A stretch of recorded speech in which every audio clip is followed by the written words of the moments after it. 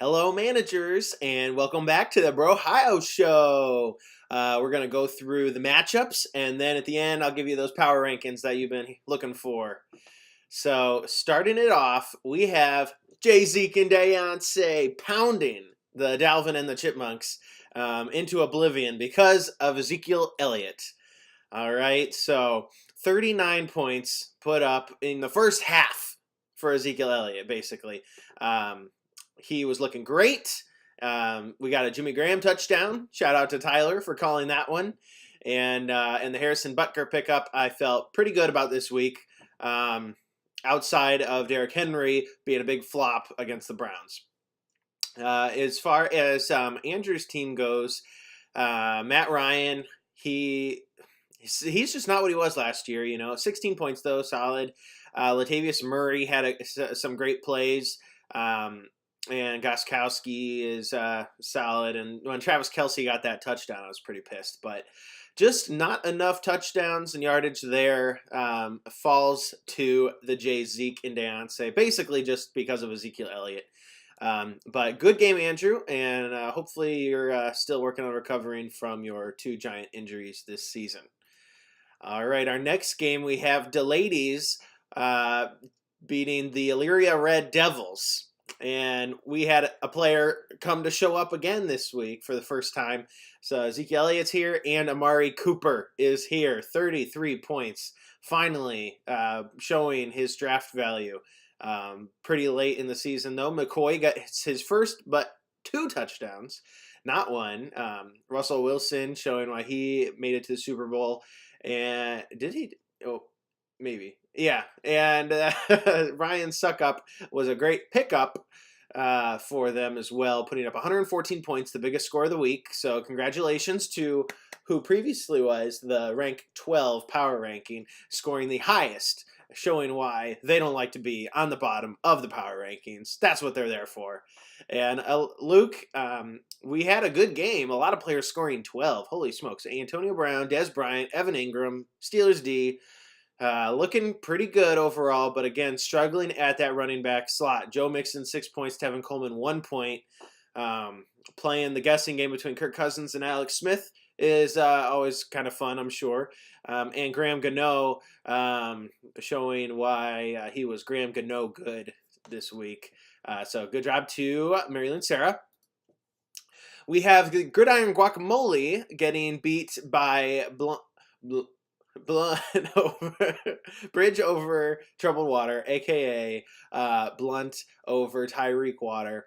Carson Palmer going down was the big upset for David, although he's got Deshaun Watson coming off bye, so I'm sure he's not worried about it. It was just a bad week for him. Melvin Gordon not doing much. So as far as Melvin Gordon and AJ Green having their down games, it was probably a good week for David just to have all of his players kind of suck at the same time. Good news for Tim, putting his wide receivers all getting touchdowns with 15, 15, and 18 points on Julio Jones, Doug Baldwin, and Tyreek Hill. Looking good, but similar to Luke, running back slot is weak with Christian McCaffrey at 4 and LeGarrette Blount at 2. And again, similar to Luke, Tim has 2 pretty good QBs. It's always probably difficult to pick between Breeze and Stafford. Matt Bryant missing, putting him at -1 as the sore spot of Tim's lineup, but he gets the win, and he's going to be jumping up in the power rankings for sure, beating the Gridiron Guacamole. Next game, we have Mr. Freeman's Hormones falling to the league's juggernaut, Brocky like a hurricane. Really not a lot going on Justin's team here. Marcus Mariota putting up 8. Devontae Freeman only with 8, and then Ty Montgomery losing out to Aaron Jones as far as the fantasy points goes. The wide receivers he traded for this season are struggled this week. Fitzgerald and Jeffrey only putting up 5 points together. Gronkowski was quiet, and the highest scoring player, the kicker, by a 4-point margin. So that is a rough week for Justin, but another smooth sailing week for Russell, getting through a couple buys, which is good. He got by without Lamar Miller and the Texans D, so He'll have them back going for the rest of the season. Dak Prescott's looking awesome as always. And then really struck gold with the Eagles offense this week with Aguilar and Ertz both getting a touchdown. Frank Gore is quiet, but so was Marlon Mack. So the Indiana offense is just a mess. Todd Gurley is still relevant, and Dan Bailey got out of there, but I'm sure he'll just be picking someone else up. The kickers aren't as important. But good job to Russell for getting his 6th win in a row. That's a lot. That's a lot to say. A lot to swallow. Okay, so this was one of the most exciting matchups of the week. It went down to Monday night. It was Carriage, the Howardly Dogs, defeating the Art Biles Butt Bonanza. So both of these teams I bumped up a lot in the power rankings last week because they were doing pretty well, and they put up 74 and 78 points. Not the best, but it was very exciting to see. Carson Wentz was looking amazing. He had a lot of great passes and was able to get out of a lot of like blitzes and stuff. So Carson Wentz 30 points on Austin's team helped him to come back from behind on Monday night. So very fun. And Chris Thompson putting up 11. Definitely better than the rest of his team this week, but he was able to make a comeback because of those two guys. Zach's team, really, it started off bad with the Chiefs defense last Thursday, putting up -5. But after Mike Evans and Jarvis Landry scored their touchdowns, it seemed like Zach had a lot of hope. DeMarco Murray had a quiet week, and Gillislee is really falling out of the Patriots offense. But I thought Zach had it, but I should never doubt Carson Wentz because he was great. And congratulations to Austin on his 2nd week in a row winning a very, very close game. So those always feel really good. But other than that, I really enjoyed that matchup. The last one of the week is you win some, you lose some versus for Netflix and Chill. This was another really close one. Marshawn Lynch suspended, knocked out of the game with 0 points, probably the difference maker in this matchup. Tyler did a great job picking up Chris Ivory to replace Leonard Fournette while he was out recovering. Tyrod Taylor's back and looking good with LaShawn. Jaguars D is really, I think, what put Tyler over the hill on this one. But the Austin Hooper pickup ended up doing nothing as far as tight end goes. Greg Zerlian showing that he is the new #1 kicker of fantasy football. And Eric Decker choice, really, I'm sure that Nathan's going to be kicking himself picking Eric Decker and Marshawn Lynch and Mohamed Sanu all over Kenny Stills, who went off. So Kenny Stills with 2 touchdowns. It is going to be interesting to see if Stills becomes a little more relevant with the new quarterback, but with Moore. But it is going to be it was a good game for Tyler to sneak out a win while Leonard Fournette was recovering. So good job to both of those teams. But for Netflix and Chill was able to stay on top. So jumping over to the power rankings. Last week we had the ladies at the bottom, but this week our number 11 falls to number 12. You win some, you lose some. With a loss to for Netflix and Chill, and the ladies putting up a lot of points. Nathan's team falls to power ranking number 12 now. So hopefully we've shown that power ranking number 12 may be a lucky spot with how it affected Amari Cooper on the ladies squad. So we'll see what happens with Nathan moving forward. But it's really, I think it just comes down to that David Johnson thing, like losing your first round pick and making it just like totally irrelevant. And you're going to see it to Dalvin and the Chipmunks, I'm sure, too, going forward. It just really hurts the whole fantasy value of your team when your first pick goes out like that. Rank number 11 is the Illyria Red Devils, putting up some good points, but not able to defeat the ladies. So Illyria Red Devils at rank number 11. It is going to be interesting because Luke has really his team's been scoring points. He just can't get the wins. He's the only team that is yet to get 3 wins.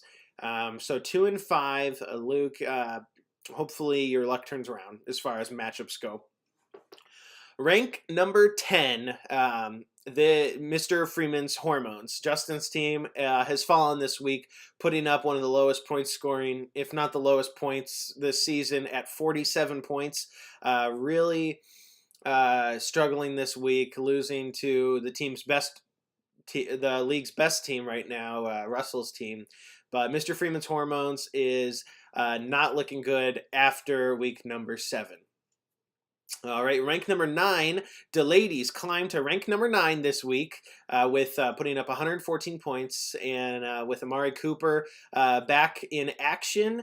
Moving forward with Russell Wilson and LaShawn McCoy, it looks like a solid set, and not going to have to deal with the Seahawks bye anymore. So I'm really confident in the ladies moving forward that they'll be picking up some wins. So good job to the ladies this week, and I'm glad to see Amari Cooper finally show some action and get some love. Rank number 8 this week is Dalvin and the Chipmunks. Dalvin and the Chipmunks falls to 4-3, but really struggling as far as his starting squad, with Dalvin Cook and Odell Beckham both being pretty hurt this year. And,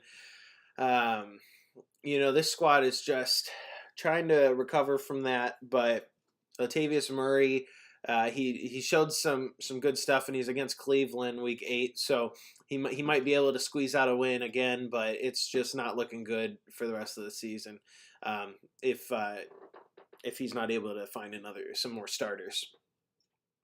Rank number 7 is myself, Jay, Zeke, and Deontay, coming up from rank number 9 last week with my 103-point win over Dalvin and the Chipmunks, moving me into the pack of people that are 3-4. Ezekiel Elliott is looking good, and now DeAndre Hopkins will be off by. Feeling pretty confident about the starters on this team. The only thing that's still left looming is if Ezekiel Elliott is going to be suspended this season or not. That's going to really make or break my team, I think. I do have Alfred Morris, but Tyler's sitting on Darren McFadden.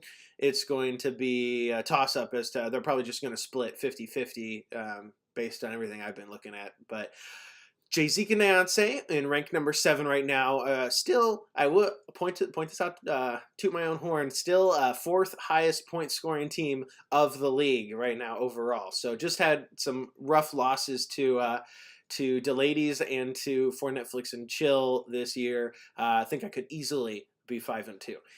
But you win some, you lose some. So I can't complain. I'm feeling hopeful though about the Jay Zeke team. Rank number 6, it goes to the Art Briles Butt Bonanza. Zach's team slides down a slot after losing to Carge the Howardly Dogs, but Zach still has his starters, even though Murray and Gillislee are not doing what they need to be doing. But his rest of his team is looking good. He really has been putting up decent amount of points this year, and he's 3-4. So this next week there's probably gonna be a lot of moving in the rankings this week, because a lot of teams are going to go to 4-4, and a lot of teams are going to go to 3-5.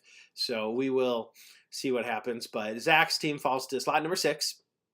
Slot number 5 may come to a surprise, but it is Blunt over Tyreek Water. Tim going up a lot this week after beating the Gridiron Guacamole 96-63. Drew Brees in action, and let's see what else. Oh yeah, all the receiving people on this team: Julio Jones, Doug Baldwin, and Tyreek Hill. This team, and ASJ has been putting up a lot of points and climbing the tight end rankings. So this team could really surprise people. It's a dark horse. I think it's going to come down to if McCaffrey is able to get more fantasy points. He's really involved in the offense mainly as a passer. So this team kind of lives and dies by by passes. Rank number 4 goes to the top 4 ranks are going to be staying the same this week. Rank number 4, Cards, the Howardly Dogs. Really, it was close as far as if Carge was going to climb to rank number 3 this week over the Gridiron Guacamole, since David's team had a bad week. But it really came down to the points for. Gridiron Guacamole has the second most points in the league total. And even with the injury and bye weeks this week, I'm keeping them at rank number 3 because I think that this team is going to be very solid moving forward. Same with Courage, but I'm more confident with the Guacamole. So Courage at rank number 4 and Guacamole at rank number 3. And our top 2 teams will stay the same. We have Tyler for Netflix and Chill, the only team with 5 wins, and Russell, Brocky Like a Hurricane, the only team with 6 wins. Those 2 teams, same as always, looking good, getting scarier every week as they rack up those wins. I think it's if you get to 9 wins, you're almost guaranteed into the playoffs. So we will see how that goes. As far as the standings with the divisions, the Cavaliers division is actually the most competitive right now. They have the Brocky Like a Hurricane and Carge, the Howardly Dogs. They have Blunt over Tyreek Water, and You Win Stun, You Lose Some. So as far as power rankings go, those are ranks 1, 4, 5, and 12. So 1, 4, and 5 all competing together in the same division is a little scary. And even rank number 12, Nathan, is still 3 and 4. I mean, he might end the season 3 and 11, but he's got those 3 wins right now, and that's impressive. The Indians division right now is led by Dalvin and the Chipmunks at 4 and 3. Everyone else, David, Mary Lou, Sarah, and Justin are all 3 and 4. So this division is very close and competitive. But as far as like the division that's like the highest scoring and the most competitive as far as like top of like most wins is the Cavaliers, but the Indians are very close throughout as far as all the teams are within 1 game of each other. This one will be exciting because you have the husband and wife with Sarah and Justin in the same division, and you got David and Andrew who are both doing great this season. I just hope that Andrew's able to find someone to replace Odell or replace Dalvin Cook with. That's going to be as much production. And then the Browns division right now, Tyler's 5 and 2, and then Zach and I are 3 and 4, and then Luke is 2 and 5. This is like the lower end of the division. Actually, we're about the same as the Indians. The Cavs are the ones that are kicking butt with Russell on board and Austin. But I am excited. I'm excited. We're halfway through. So that's why I wanted to give you guys a little bit of a longer video today, just for grins. And I'm off work, so it's great. But I hope that you guys are all enjoying the season. Let me know if there's anything you need. But as always, I will see you on the gridiron. And I'm not going to say guacamole this time because Mary Lou's always like, why do you always say that? And I'm like, because it's David's team name and it's like funny and it's tradition and it's like we're probably going to be saying gridiron guacamole for like 10 years now. But anyways, this time I'll just see you on the football field. All right. Talk to you guys later. Bye.